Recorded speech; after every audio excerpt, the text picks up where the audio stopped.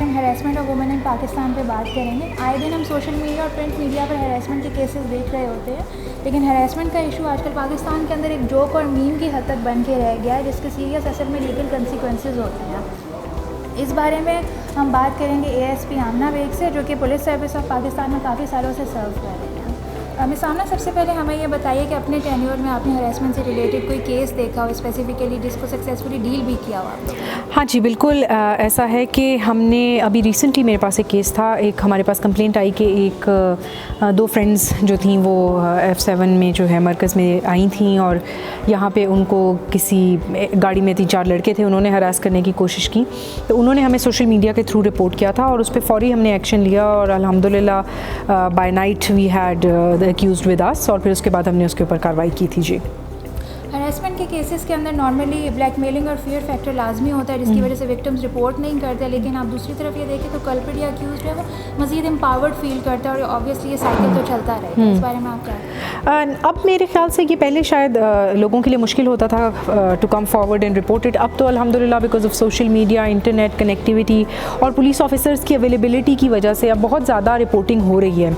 अब क्योंकि जो इसके अराउंड एक शेम फैक्टर होता था, जिसको हम कहते थे, लोग कहते थे कि अगर किसी औरत के साथ हरासमेंट होती है तो उसको पूरी सोसाइटी मिल के they use to make her feel कि शायद उसकी गलती है कि उसके साथ हरासमेंट हो गई है। तो अब उसके अराउंड जो डिबेट चल रही है, जो चीज़ें हम देख रहे हैं, बहुत मेजर चेंज आया है।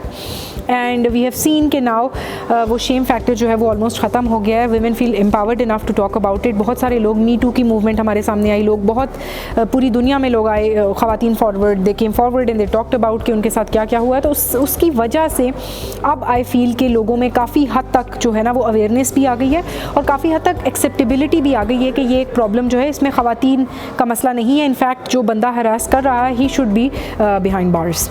एक केस मेरी नज़र से गुजरा था जिसमें एक जो कि पब्लिक ऑफिस होल्डर थे, उन्होंने खातून को जो भी वायलेंस का शिकार किया, उसके बाद उन्होंने हरास करके यही कहा कि जी अगर आप केस रिपोर्ट कर भी देंगी तो पुलिस वाले या जो भी जज वगैरह हैं वो भी तो हमारे साथ ही हैं।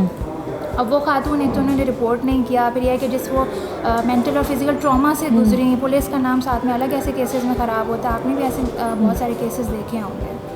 नहीं, मैं तो ये समझती हूँ कि इंडिविजुअली आप अगर किसी की कोई इंडिविजुअल एक्ट है तो उससे पूरे डिपार्टमेंट को जज नहीं कर सकते। इनफैक्ट ये आपकी पुलिस ही है जो आपके साथ खड़ी होती है, और अब तो हमें सोशल मीडिया पे आए दिन हम इस तरह के केसेस देखते हैं जिसमें पुलिस की साइड ऑफ स्टोरी भी जो है वो सामने आना शुरू हो गई है। पुलिस भी अपना गुड वर्क जो है वो शो करना शुरू हो गई है। हर दूसरे दिन कभी जब भी कोई केस हमारा रिपोर्ट होता है तो सबसे पहले ये होता है कि हमारे सीनियर्स जो हैं उसका सबसे पहले उसका एकदम से जो है वो नोटिस ले लेते हैं। नोटिस लेने के बाद अगर सोशल मीडिया पे रिपोर्ट होता है तो फ़ौरन उनके नोटिस में स्क्रीनशॉट्स चले जाते हैं, और हम लोगों को, सुपरवाइजरी ऑफिसर्स को, उनकी तरफ से क्लियर डायरेक्शंस होती है कि हरासमेंट के केसेस में किसी किस्म की लेथार्जी नहीं होगी। जितनी जल्दी हो सकता है आपने अक्यूज़्ड को ट्रेस करना है और पकड़ना है। तो आप यही मशवरा देंगी कि चाहे अक्यूज़ अगर किसी अच्छी पोस्ट पे भी हैं तो भी आपको रिपोर्ट करना है? एब्सोल्युटली जी, अक्यूज़ होता है, इट डजंट मैटर कि उसका रैंक, उसका बैकग्राउंड क्या है, एज लॉन्ग एज अगर किसी ने हरासमेंट की है, इट्स अ क्रिमिनल ऑफेंस। अगर वो क्रिमिनल ऑफेंस में फॉल करता है तो ही और she is equally responsible. As a women police officer आपने अपने डिपार्टमेंट में आसपास किसी खातून को वर्क प्लेस हैरेसमेंट फेस करते हुए देखा हो? नहीं जी, डिपार्टमेंट में अल्हम्दुलिल्लाह इट्स माय 6th ईयर। मैं तो हर जगह जाके यही कहती हूँ कि मुझे भी प्री कंसीव नोशंस होते हैं हमारे चीज़ों के बारे में, स्पेशली पुलिस के बारे में तो बहुत ज़्यादा होते हैं। और पुलिस ज्वाइन करने से पहले मुझे भी लगता था कि शायद पता नहीं जेंडर डिस्क्रिमिनेशन होगी, माहौल कैसा होगा, बट अल्हम्दुलिल्लाह since I been here there has not been a single day कि मुझे अपने सीनियर से या जूनियर से कभी ऐसा फील हुआ कि आई एम बीइंग गेज्ड और judged according to my gender. बिल्कुल ऐसा नहीं है। इनफैक्ट जो भी ऑफिसर अच्छा काम कर रहा होता है, जो भी ऑफिसर ऑनेस्टी से अपना काम कर रहा होता है, उसको बहुत ज़्यादा रिकग्निशन मिलती है और अप्रिसिएशन मिलती है। पाकिस्तान की यूथ माशाल्लाह से आपको बहुत फॉलो करती है। जो लड़के या लड़कियां आपको देख रहे हैं उनको कोई स्पेशल मैसेज आप देना चाहेंगी, स्पेशली हैरेसमेंट के टॉपिक से रिलेटेड? जी बिल्कुल। एक तो मैं ख़वातीन को ये कहना चाहूँगी, और ना सिर्फ ख़वातीन को, हम देखते हैं हमारे आसपास ट्रांसजेंडर्स हैं, बच्चे हैं, कोई भी ऐसा इंसान है जो हरासमेंट फेस करता है तो उसको they should come forward.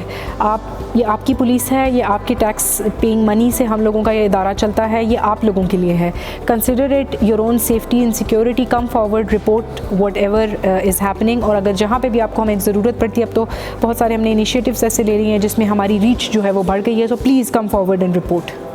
Thank you so much, आपने अपने बिजी स्केड्यूल में से हमारे लिए टाइम निकाला। आखिर में मैं यही कहना मैं चाहूँगी कि इस बातचीत का मकसद सिर्फ अवेयरनेस है, ताकि हम हैरेसमेंट के इशू को सिर्फ और सिर्फ विक्टिम शेमिंग या विक्टिम ब्लेमिंग तक ही लिमिटेड ना रखें, बल्कि उन लोगों की मदद कर सकें जो माशरे के रवैयों की वजह से बात नहीं करते सामने।